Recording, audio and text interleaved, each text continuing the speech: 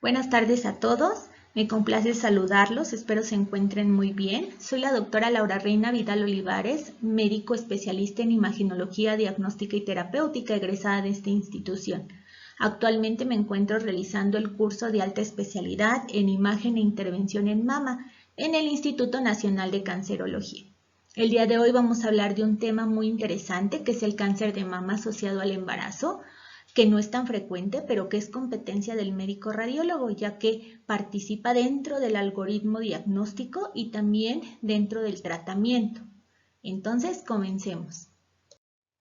Si durante mi formación como médico general o como médico radiólogo algún paciente me hubiese cuestionado acerca del cáncer de mama asociado al embarazo, seguramente estaría en pañales y muchas de esas preguntas no las podría responder. Sin embargo, sí me cuestionaría lo siguiente. ¿Realmente existe el cáncer de mama durante el embarazo?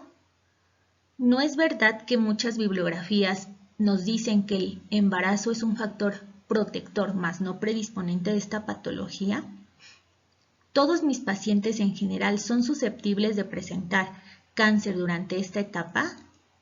¿Cómo puedo prevenirlo? ¿Existen protocolos de tamizaje desde el punto de vista radiológico, desde el punto de vista clínico para no llegar a etapas avanzadas? Se pueden realizar estudios de imagen hablando de mastografía o resonancia durante tanto el embarazo o la lactancia sin que esto afecte al bebé.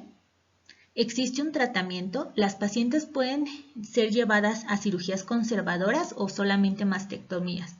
¿Se puede administrar quimioterapia neoadyuvante o adyuvante o radioterapia? Bueno, todas estas preguntas las vamos a responder en esta plática. Por definición y de acuerdo a lo establecido por el Consenso Mexicano sobre el Diagnóstico y Tratamiento del Cáncer de Mama de este año, el cáncer de mama asociado al embarazo es aquel que se diagnostica durante el embarazo o un año después del parto. Es un cáncer muy raro, solamente representa 3% de todos los cánceres de mama. Sin embargo, tiene un curso clínico grave y es un desafío diagnóstico.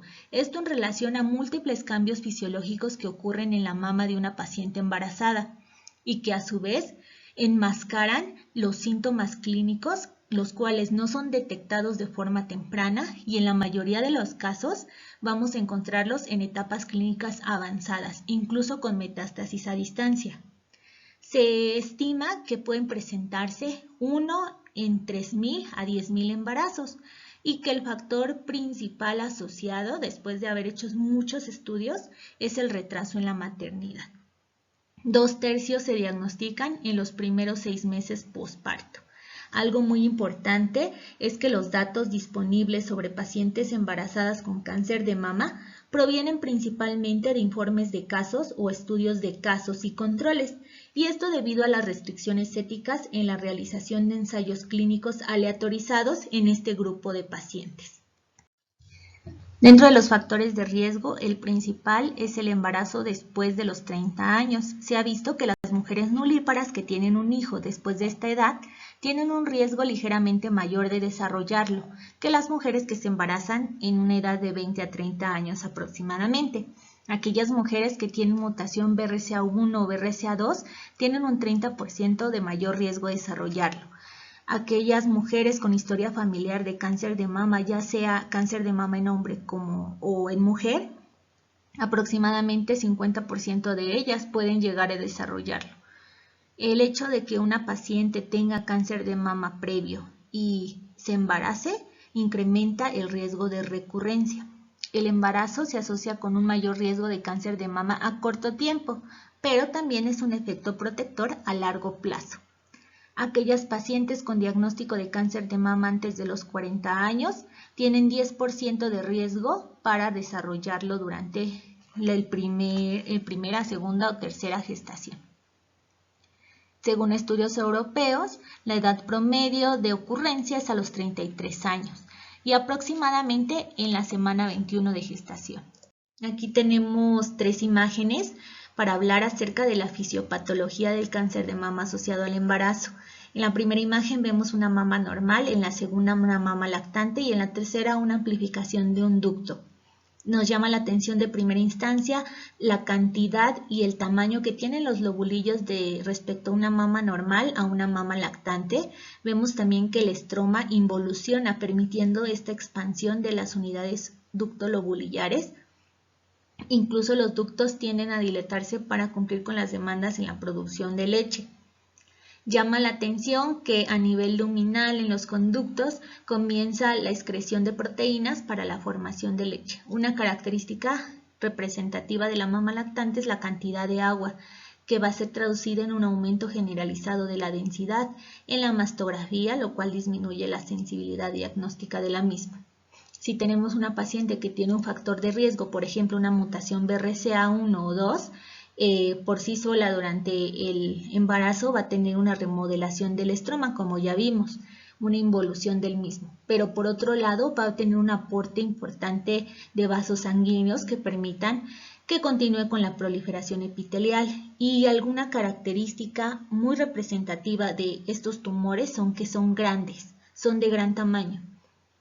Y esto en relación a la influencia tanto de la progesterona y el bajo nivel de estrógenos. Muchos de estos tumores, el crecimiento supera el aporte vascular, teniendo tumores con grandes áreas de necrosis, como lo veremos por ecografía.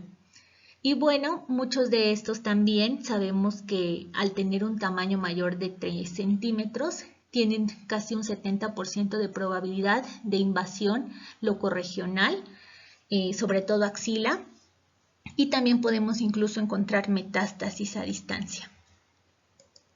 El cuadro clínico en la mayoría de los casos es silente, sin embargo las pacientes que presentan manifestaciones lo hacen en forma de masas palpables indoloras, casi en un 80%, y generalmente se presentan en el posparto. En un estudio realizado en Nueva York en 1991 se estudiaron 56 pacientes con cáncer de mama asociado al embarazo, de las cuales 44 refirieron que no tenían un diagnóstico hasta después del parto y que más de la mitad de las mujeres ya tenían síntomas antes del nacimiento, lo cual nos lleva a pensar que o se pasaron por alto como un cambio fisiológico de la mama o no llevaron a cabo su seguimiento posterior al nacimiento del bebé.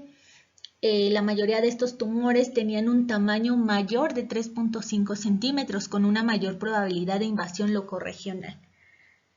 Estas masas persistían más de 2 semanas, lo cual eran focos rojos que las llevaron a realizarse exploraciones clínicas y estudios de imagen. La secreción sanguinolenta por el pezón es otra manifestación, casi en un 20% y generalmente es unilateral. El incremento de volumen enmascara las lesiones de sospecha o son más difíciles de palpar por el clínico. En un estudio realizado en el 2002, en el que también se estudiaron un grupo de pacientes, ellas refirieron que durante el periodo de lactancia la mama que tenía la tumoración era rechazada por el bebé, lo cual pues es un dato curioso y que tampoco está tan reportado en todas las bibliografías. Por último, el dolor focalizado es una manifestación aún menos frecuente que la anterior mencionada. Desde el punto de vista radiológico, al tener nosotros una masa palpable, y lo determinan las guías del Colegio Americano de Radiología, nos dicen que la modalidad de elección es el ultrasonido. Por un lado, porque es accesible, porque es barato, porque casi que todos los centros de diagnóstico lo tienen y no es una fuente de radiación, un tema que les preocupa mucho a los clínicos y a las pacientes. Tiene una sensibilidad del 100%, tanto en pacientes embarazadas como lactantes. Este nos va a permitir saber si lo que vemos por otros métodos de estudio o bien por la palpación son realmente una lesión de sospecha que merece la pena ser estudiado o biopsiado o solamente es el parenquima normal. El ultrasonido es el gol estándar para nosotros poder hacer la estadificación axilar en un 89% y esto en relación al tamaño tumoral que ya les había mencionado. Tras la administración de quimioterapia neoadyuvante, porque son tumores muy grandes, nos permite evaluar la respuesta a tratamiento y también, importantísimo, que es la guía para la realización de biopsias en la mayoría de los casos. La mastografía, por otro lado, sabemos que en una mama densa o una mama extremadamente densa disminuye la sensibilidad hasta un 60-70%, dependiendo de la bibliografía donde consultemos, pero que cuando se complementa con un ultrasonido puede incrementar hasta un 74 a 90%. Se tiene que hacer bilateral en aquellos pacientes que manifiesten síntomas. Nos permite saber la extensión de la enfermedad, valorar la presencia de calcificaciones en relación a que tenga un componente in situ. Nos permite valorar la multicentricidad, multifocalidad, bilateralidad, aunque no es muy frecuente que encontremos cánceres sincrónicos, tenemos que estudiarlo. Y también nos ayuda también el hecho de tener las dos mamas, saber o hacer la comparación de un hallazgo que nos llame la atención. Y la mastografía sí se realiza como protocolo de tamizaje en pacientes con alto riesgo, como veremos de acuerdo a las guías en las siguientes diapositivas. Por otro lado, la resonancia magnética nos ayuda y como ya sabemos para valorar la extensión de la enfermedad, la presencia de metástasis, incluso resonancia magnética de columna hepática, tomografía también, ya como para poder estadificar la enfermedad. No es un estudio de rutina, tenemos que ver el riesgo-beneficio y es un estudio que se puede realizar en pacientes lactantes siempre y cuando tengamos ciertas especificaciones para obtener una imagen de calidad y diagnóstica, como veremos más adelante. Algo que siempre es un tema de discusión es el uso de mastografía durante el embarazo. Es permitida, el Colegio Americano de Radiología sí lo contempla dentro de su algoritmo diagnóstico, siempre y cuando se realice una protección abdominal. Se tienen registros de que la dosis a útero es menor de 0.03 Grays y los efectos teratogénicos se pueden desarrollar o presentar cuando superamos los 50 miligrays, o sea, una cifra super aislada, en la cual el uso o el empleo de mastografía para el diagnóstico de cáncer de mama asociado al embarazo es seguro y se recomienda el uso de protección abdominal.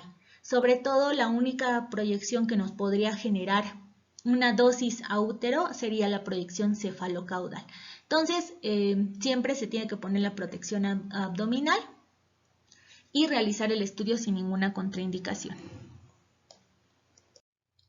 Es importante saber que todos estos cambios fisiológicos que se presentan en el embarazo llegan a alterar las características típicas de un carcinoma de mama. Estamos muy acostumbrados a ver tumores espiculados, de márgenes indistintos, hipoecoicos en el ultrasonido de alta densidad en la mastografía. Sin embargo, toda esta influencia hormonal o estos cambios que se producen pueden alterar sus características. También el hecho de que tengan un alto crecimiento tumoral.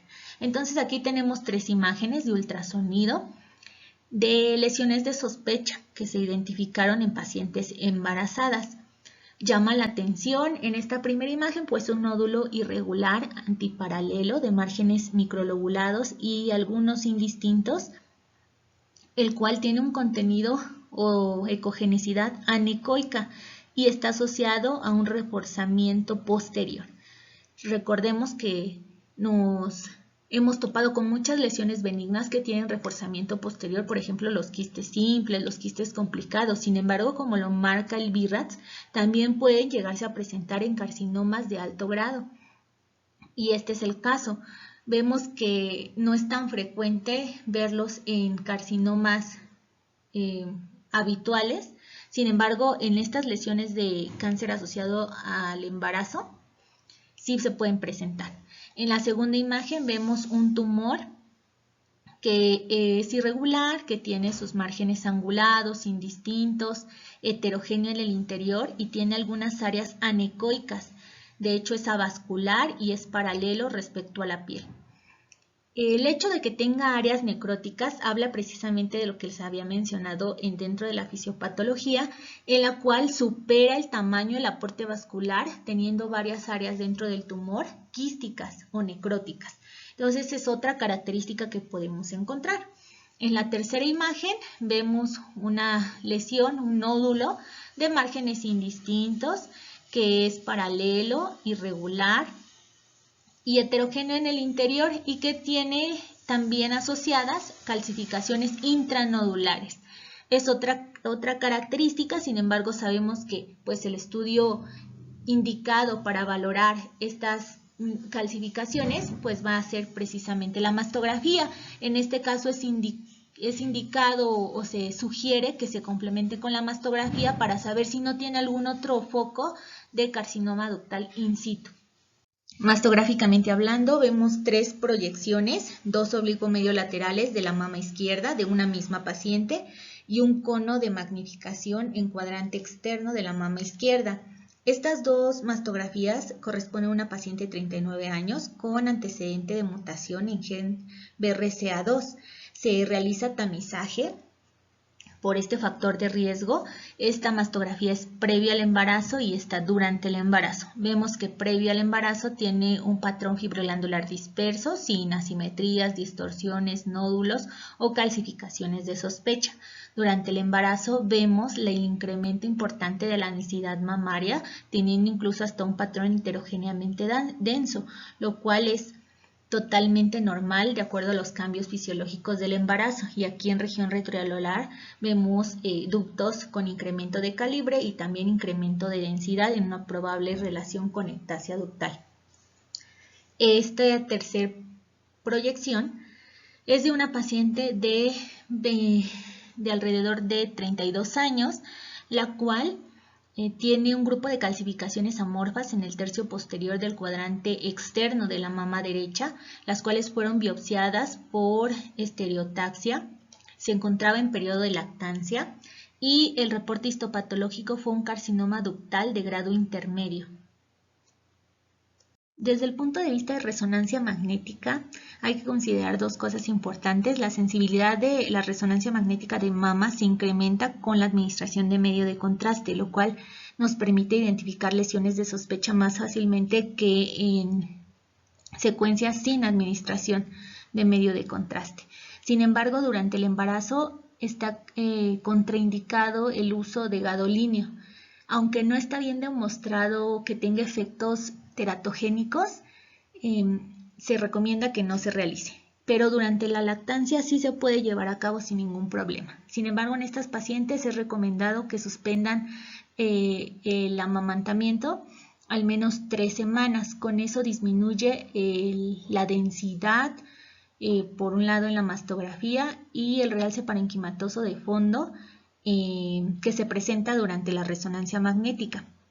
Entonces aquí tenemos un ejemplo de ello.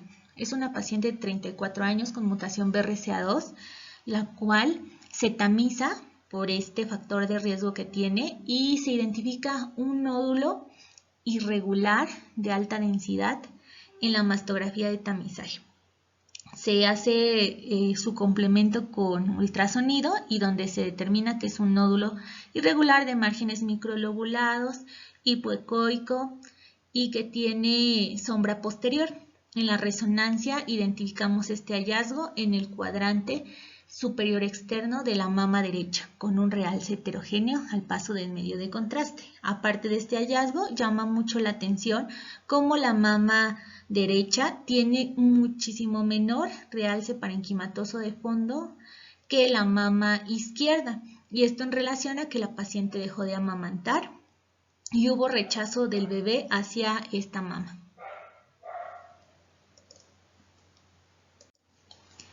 En otro corte, adicionalmente esta lesión identificada en el cuadrante superior externo llama la atención un realce lineal a nivel del cuadrante inferior externo y otro nódulo con un realce homogéneo a nivel del tercio medio posterior de la región central de esta mama derecha.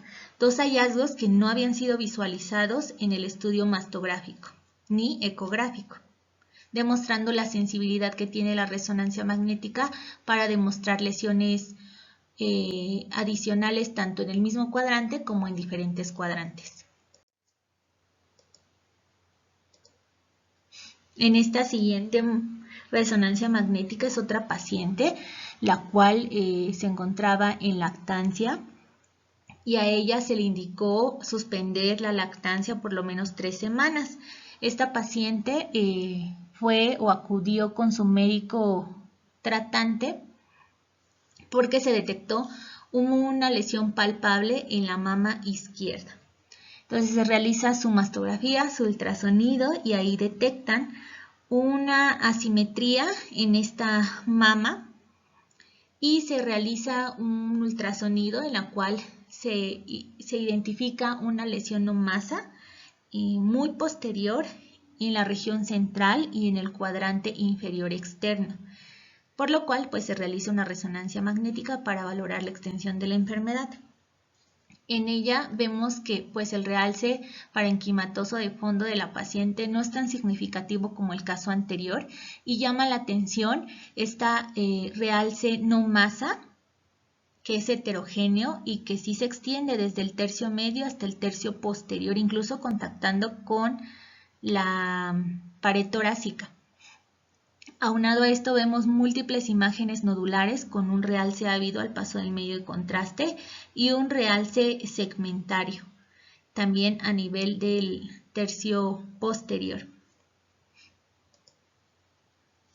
A su vez, cuando se hace un corte más superior a nivel axilar, vemos un conglomerado ganglionar con un realce homogéneo y ávido al paso del medio de contraste. Se le realiza biopsia a la paciente guiada por ultrasonido y se determina un carcinoma ductal infiltrante con un SBR de 7 y un carcinoma ductal in situ asociado en justificación con este realce segmentario, que también es una manifestación del carcinoma ductal in situ. El Colegio Americano de Radiología elaboró diversas guías en las cuales nos marca criterios específicos de acuerdo a ciertas patologías. En este caso, el cáncer de mama no es la excepción. Bueno, durante el contexto del embarazo, y pues nos plantea varias situaciones. La primera es el tamizaje que se hace de cáncer de mama durante la lactancia. ¿Cuál es el estudio de imagen inicial? Aquí podemos ver en la tabla que nos marca el estudio, si es apropiado o no, y el nivel relativo de radiación. En este grupo de mujeres que están lactando y que tienen alto riesgo, ¿quiénes entran en este contexto? Van a ser mujeres con mutación BRCA1, BRCA2 o que hayan recibido radiación a tórax entre los 10 a los 30 años. Son el grupo de mujeres que tienen 20% más de riesgo que la población general. Tanto las pacientes con riesgo intermedio como riesgo promedio no se recomienda realizar tamizaje. Entonces los estudios de imagen iniciales pueden ser la tomosíntesis o la mastografía y el ultrasonido complementario. El ultrasonido jamás va a ser un estudio inicial en este grupo de pacientes para tamizaje, ya que ha incrementado el número de falsos positivos debido a los cambios que sufre la mama. En la mujer lactante, 50% del tejido mamario es glandular y 50% tejido adiposo, lo cual incrementa la densidad y nos genera problemas para la identificación de lesiones de sospecha. En cuanto a la resonancia magnética con medio de contraste, sin medio de contraste y los estudios de medicina nuclear no están totalmente recomendados. Sin embargo, si nosotros tenemos una lesión de sospecha que necesitamos caracterizar por ultrasonido, se confirmó que sí tiene hallazgos altamente sugestivos de cáncer y necesitemos valorar la extensión de la enfermedad previa biopsia confirmatoria, se puede realizar la mastografía en pacientes lactantes. En el caso de las pacientes embarazadas, no está contraindicado, sin embargo, no hay estudios que sustenten si hay efectos del gadolínio sobre el bebé, ya que no está permitido realizar estos estudios en las mujeres embarazadas. Entonces no hay suficientemente evidencia. Sin embargo, se sabe que el gadolinio en leche materna es menor del 1% de la dosis permitida, por lo cual en pacientes lactantes pues no está en contraindicada. Aquí tocaría ver el riesgo-beneficio. En aquellas pacientes que están embarazadas y que se detectan una masa palpable, que es lo más frecuente dentro del cuadro clínico, aquí lo apropiado es realizar un estudio de ultrasonido. Y dependiendo de lo que encontremos en este contexto, podemos realizar mastografía o tomosíntesis para poder valorar si tiene algún componente in situ en el contexto de calcificaciones. Por otro lado, se considera que toda masa palpable en una mujer embarazada y lactante no debe retrasarse, independientemente de la edad que tenga. Aquí no hay rangos no sé, de 30 a 40 años, de 41 a 49 años, o sea, no hay ningún rango establecido para poder llevar a cabo el estudio de esas masas palpables en este grupo de pacientes. Si el ultrasonido es negativo o no tenemos ningún hallazgo de sospecha, siempre se debe realizar ya sea tomosíntesis o mastografía. Y en el caso de que la paciente tenga una lesión que no es caracterizada ni por ultrasonido, ni por mastografía, ni por tomosíntesis, se puede llevar a cabo una biopsia guiada por palpación si es la única alternativa que tenemos. Si incluso no se puede identificar por resonancia magnética, en el caso de que sí se puede identificar por esta última modalidad de estudio, pues sería por esta guía por imagen que se realizaría la biopsia. El realizar biopsia con aguja gruesa de primera instancia en una masa palpable, obviamente como aquí lo especifica, pues no está indicado, así como los estudios de medicina nuclear. Como sabemos, pues el diagnóstico final lo va a dar la biopsia. La biopsia con aguja gruesa de 14 gauge es el gold estándar. Entonces, el problema para realizar este procedimiento es que en las mujeres embarazadas o lactantes puede formar fístulas o hemorragia, que ya sabemos que pues es una complicación esperada. El 80% de las lesiones que son estudiadas y son biopsiadas se ha demostrado que son diagnósticos benignos en el contexto de un adenoma de la lactancia, un galactocele, un amartoma o incluso fibroadenomas. Se sugiere que si no se tiene traducción clínica, se hará esta biopsia por imagen o viceversa, como habíamos visto. Si solamente es la palpación que indica un hallazgo de sospecha, pues será también por palpación. En aquellas lesiones que tienen un aspecto benigno, siempre se van a dejar a seguimiento para tener un mejor control de las lesiones a largo plazo, y la sensibilidad de la biopsia con aguja gruesa es del 90%. Hablando desde el punto de vista histopatológico, generalmente estos tumores son de tipo ductal infiltrante y el 84% de ellos son pobremente diferenciados, generalmente en un grado 2 o 3, hasta en un 80%.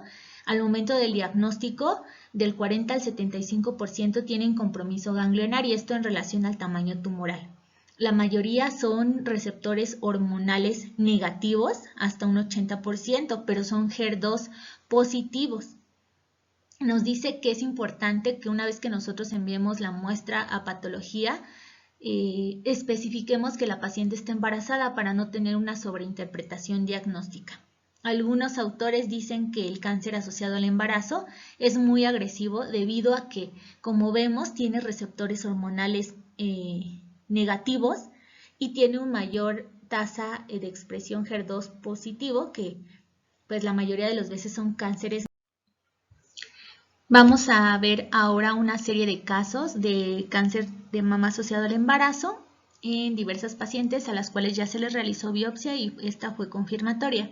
Todos estos casos son propiedad del Instituto Nacional de Cancerología.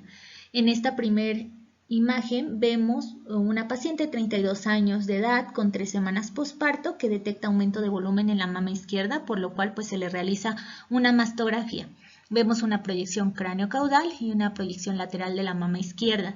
Llama la atención un nódulo de márgenes indistintos de alta densidad que se localiza en el tercio anterior y medio del cuadrante inferior interno. A su vez, adyacente a este, vemos una asimetría focal en la región central de los cuadrantes externos y engrosamiento trabecular, así como engrosamiento cutáneo generalizado. No logramos ver a nivel de axila si hay algún ganglio.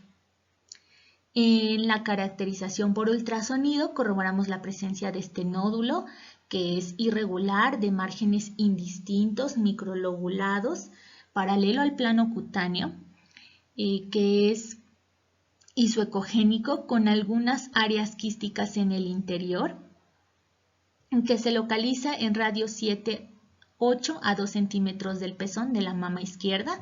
No tiene hallazgos acústicos asociados y es avascular. Llama la atención que incluso tiene una aparente extensión ductal.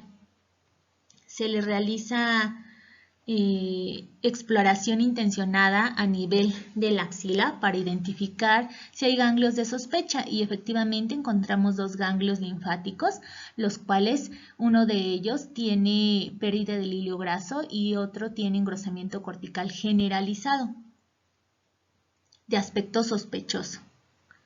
Se le realiza una biopsia con aguja de corte en este nódulo en radio 7 a 2 centímetros del pezón, con un reporte de carcinoma ductal infiltrante con un SBR de 8 que nos habla de un alto grado. Tiene infiltrado linfoplasmocitario leve, tiene vascularidad linfática y periférica, así como perineural. A la inmunohistoquímica vemos que tiene receptores de progesterona y estrógenos negativos, así como un HER2 positivo, con un Ki67 de 60% que nos habla de una proliferación celular alta, siendo un HER2 positivo. Hay que tomar en cuenta que a veces, o muchas veces, sí, de los casos, hay una discordancia entre el resultado de la biopsia y el resultado quirúrgico, de la pieza quirúrgica. Y esto en relación, pues también al tamaño de tejido que se toma respecto a una biopsia, que son cilindros de alguna parte y que algunas veces esta parte no corresponde a una porción sólida, sino una porción necrótica y puede salir incluso negativa o puede haber discordancia. A esta paciente se le administra quimioterapia neoadyuvante, se realizan estudios de imagen para valorar respuesta a tratamiento y se somete a una cirugía conservadora. En este caso vemos que ya a nivel en la pieza quirúrgica el lecho fibroso no tiene ninguna célula neoplásica, pero sí está asociada a hiperplasia lobulillar y el parénquima con fibrosis y atrofia. Se hace ampliación de los márgenes y ya no se identifica ninguna célula neoplásica, a pesar de que la axila tenía ganglios de aspecto sospechoso, ninguno de ellos tiene infiltración. Este segundo caso, también propiedad del Instituto Nacional de Cancerología, corresponde a una paciente de 44 años con antecedente de cáncer de mama asociado al embarazo en la mama izquierda. Se le realiza una cirugía conservadora, sin embargo, pese a las indicaciones de los médicos de tratantes, los oncólogos quirúrgicos y médicos, vuelve a embarazarse. Y en esta ocasión ella refiere presentar una lesión palpable en el sitio quirúrgico. Se le realiza una mastografía en la cual podemos ver aquí la proyección cráneo-caudal, la proyección oblicuo medio lateral y la proyección lateral. Llama la atención esta distorsión de la arquitectura que se presenta en el cuadrante superior externo de esta mama izquierda. Sin embargo, respecto al estudio previo, llama la atención que tiene este incremento de densidad asociado como a una simetría focal con distorsión de la arquitectura que no estaba vista en el estudio previo. Es importante que todas las pacientes de cualquier cáncer, y más si tienen antecedente quirúrgico, sean valoradas con los estudios previos. También es importante que ellas pues se palpen el sitio quirúrgico, ya sea mastectomía o ya sea cirugía conservadora, y esto pues también va a depender de los márgenes que se dejaron al momento de la cirugía. Si fueron positivos, también si recibió radioterapia. Pero bueno, en este caso, esta lesión nos llama la atención. A nivel de la axila, pues identificamos 2 ganglios, pero sin embargo tienen morfología normal y conservan su centro radiolúcido, por lo cual se realiza un ultrasonido complementario. En el ultrasonido, pues vemos en radio 11 a 6 centímetros del pezón esta distorsión de la arquitectura que se extiende hacia la piel y que se caracteriza por tener sombra posterior. En relación a la cirugía que se realizó fuera del instituto, cabe mencionar que muchas veces las pacientes ya llegan operadas en alguna otra institución, ya sea privada o pública, y muchas veces no llevan las laminillas o los reportes patológicos respecto a los márgenes. Si son positivos o negativos, sabemos que si son positivos, pues hay mucha mayor tasa de recurrencia. O si recibieron radioterapia, como ya les mencioné. Aparte, adyacente a este sitio quirúrgico, sí se identifica aquí un nódulo que es paralelo, es irregular, de márgenes angulados microlobulados, en algunas partes indistintos, es heterogéneo en el interior y llama la atención que vemos un área quística, es avascular y no está asociado a hallazgos posteriores, adyacente a esta cicatriz quirúrgica que aparte no se había visto en el estudio anterior. También llama la atención que en radio 3-4 periareolar vemos ductos que tienen múltiples ecos en el interior sin identificar una lesión nodular específica, solamente los ecos. Y al realizar nosotros el rastreo intencionado a nivel de axila, vemos que hay ganglios que conservan su eje corto, sin embargo tienen un engrosamiento cortical generalizado que también condiciona en algunas porciones del irio excentricidad. Se realiza exploración también en cadena mamaria interna, en región supra e infraclavicular, sin identificar lesiones de sospecha. Se realiza una biopsia de este nódulo identificado en la mama izquierda con diagnóstico de carcinoma ductal infiltrante, un SBR de 8 alto, de grado alto, y desmoplasia leve, no tiene invasión linfática ni perineural. Se realiza inmunohistoquímica y en el caso de esta paciente tiene receptores hormonales positivos, HER2 negativo y un Ki67 del 60%, una proliferación tumoral alta, pero es receptor hormonal positivo, tratándose de un luminal B. Sin embargo, pues se le hacen estudios de extensión a esta paciente y en esta tomografía de tórax, en corte axial, en ventana pulmonar y en ventana de mediastino, vemos que hay un engrosamiento nodular e irregular a nivel de la pleura y que incluso están adyacentes al sitio quirúrgico en la mama izquierda. Entonces, esta paciente, por el hecho de tener el antecedente de un cáncer de mama asociado al embarazo previamente, tiene mayor riesgo de recaída, que es lo que sucedió. Paciente que está en una etapa clínica 4 con cuidados paliativos. Vemos en este PET pues el incremento en el metabolismo. Y también una lesión hipermetabólica a nivel hepático. En este último caso, también propiedad del Instituto Nacional de Cancerología, tenemos una tomosíntesis y nos llama mucho la atención la gran densidad mamaria que tiene en una paciente lactante. Ella tiene 44 años y se encontraba en el 8º mes de lactancia, por lo cual fue a su centro de salud porque, por un lado, presentó engrosamiento y dolor en toda la mama derecha y también una lesión palpable. Fue manejada con una mastitis, con antibióticos, tratamiento conservador, sin embargo no presenta mejoría y dentro del algoritmo diagnóstico o del abordaje radiológico requiere o es candidata a estudios de imagen, por lo cual pues se le realiza esta tomosíntesis. Llama la atención, como ya había mencionado, pues la densidad mamaria que nos puede ocultar estas lesiones de sospecha. Sin embargo, logramos identificar en la mama derecha una lesión nodular de márgenes indistintos, es irregular y que abarca prácticamente todo el cuadrante interno e inferior y que incluso se extiende parcialmente al cuadrante externo, de alta densidad, que si no somos muy expertos o no somos muy detallistas podría llegarnos a pasar por alto. Otro hallazgo que también llama la atención es el engrosamiento cutáneo de predominio a nivel del complejo areola-pezón y aquí parcialmente en el cuadrante inferior, así como un ganglio de gran tamaño y alta densidad a nivel axilar, lo cual nos obliga a hacer caracterización de Dentro de la caracterización de los hallazgos mastográficos, en la mama derecha, en esta primera imagen, podemos ver una ecotextura fibroglandular homogénea característica de las pacientes lactantes. Vemos el cuadrante inferior interno también, cómo tiene toda esta ecotextura homogénea.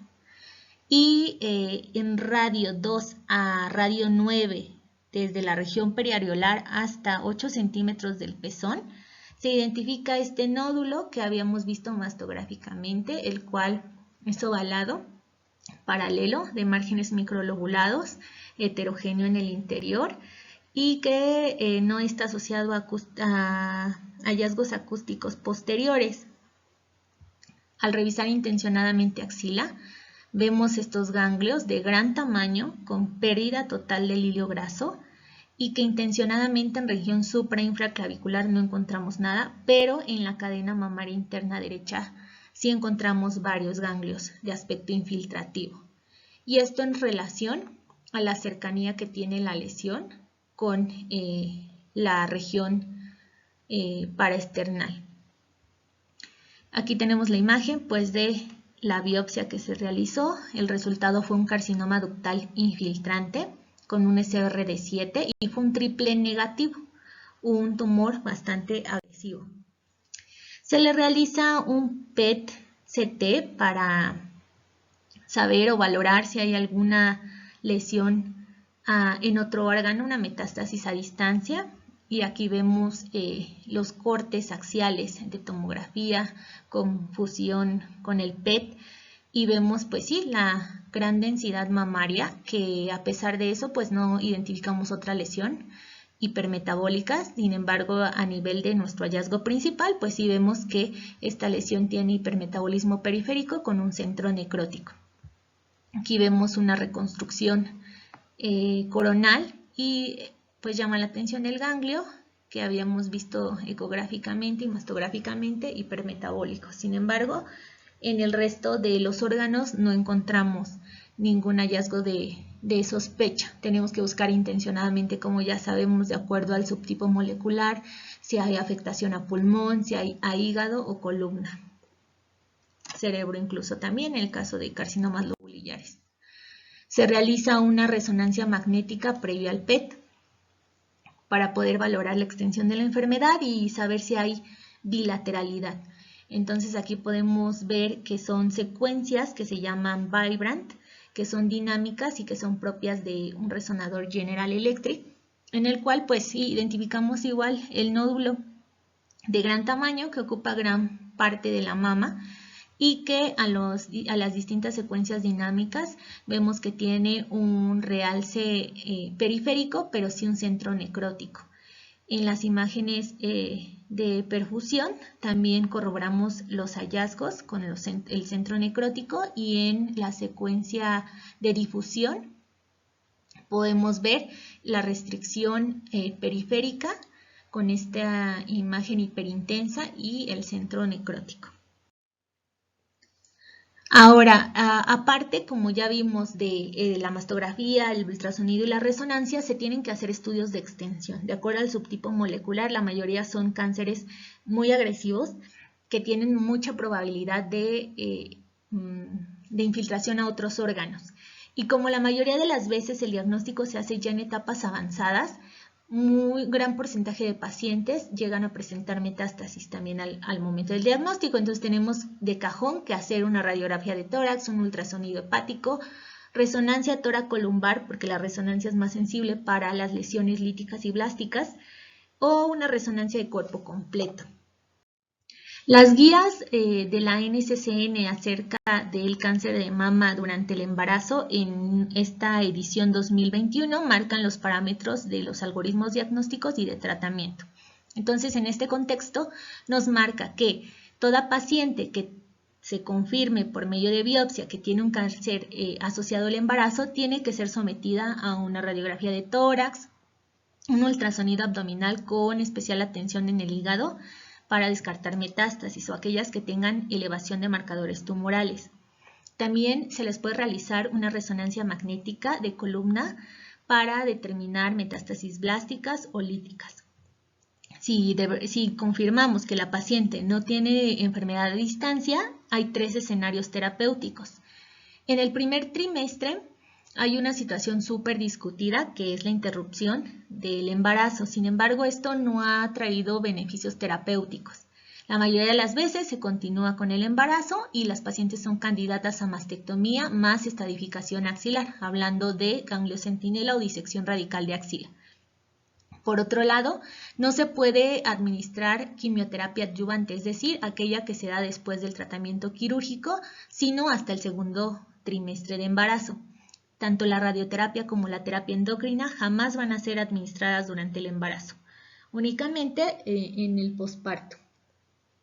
Por otro lado, las pacientes que se encuentran en segundo trimestre o que están cercanas al tercer trimestre pueden ser candidatas a mastectomía o cirugía conservadora con estadificación axilar, ya sea disección o ganglio centinela, y esto en virtud de todas las características del tumor, el tamaño sobre todo. Ellas pueden ser candidatas a quimioterapia adyuvante o bien administrar radioterapia y terapia endocrina posparto. Por otro lado, se les puede administrar quimioterapia neoadyuvante o preoperatoria y realizarles mastectomía o bien cirugía conservadora con la correspondiente estadificación axilar. Y de nuevo, ver que la radioterapia y la terapia endocrina es solo posparto. Y en el último trimestre o en las semanas últimas de este tercer trimestre, las pacientes son candidatas a mastectomía o cirugía conservadora con estadificación axilar. De igual manera, la quimioterapia adyuvante se puede administrar, pero la radioterapia y la terapia endocrina no. Entonces, se ha demostrado que hay riesgos de malformación fetal en segundo y tercer trimestre, siempre que se administre radioterapia y terapia endocrina. Es esta la razón por la cual está contraindicada, y en aquellas pacientes que se les da quimioterapia neoadyuvante durante el segundo trimestre, se tiene que hacer un monitoreo fetal antes de cada ciclo de quimioterapia. Como vimos, de acuerdo a las guías de tratamiento y diagnóstico, tenemos 2 opciones terapéuticas, que son la cirugía conservadora y la mastectomía. Ambas son seguras en cualquier trimestre y esto va a depender de las características del tumor, la etapa clínica, y en algunos casos algunas bibliografías reportan que pueden diferir de acuerdo al trimestre.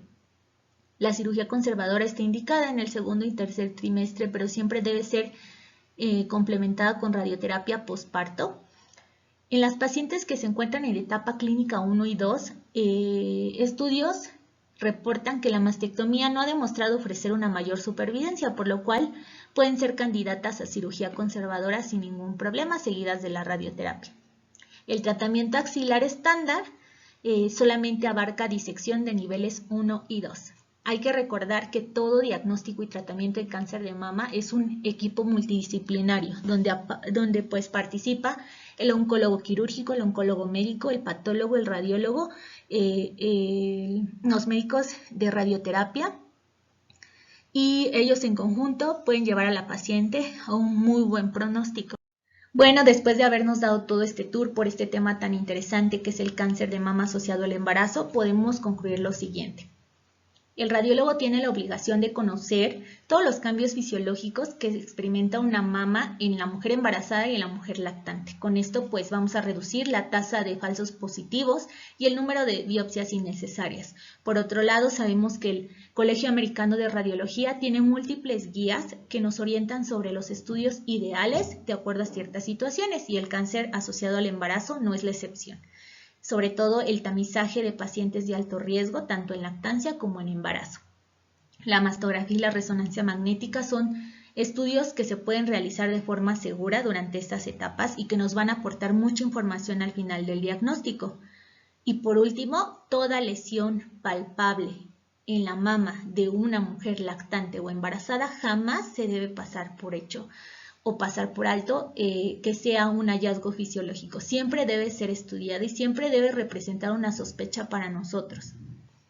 Por mi parte ha sido todo. Espero que les haya gustado esta plática. Dejo en la siguiente diapositiva mi correo en caso de haber alguna duda, algún comentario. Estoy abierta para ellos y les mando muchos saludos. Cuídense mucho. Hasta luego.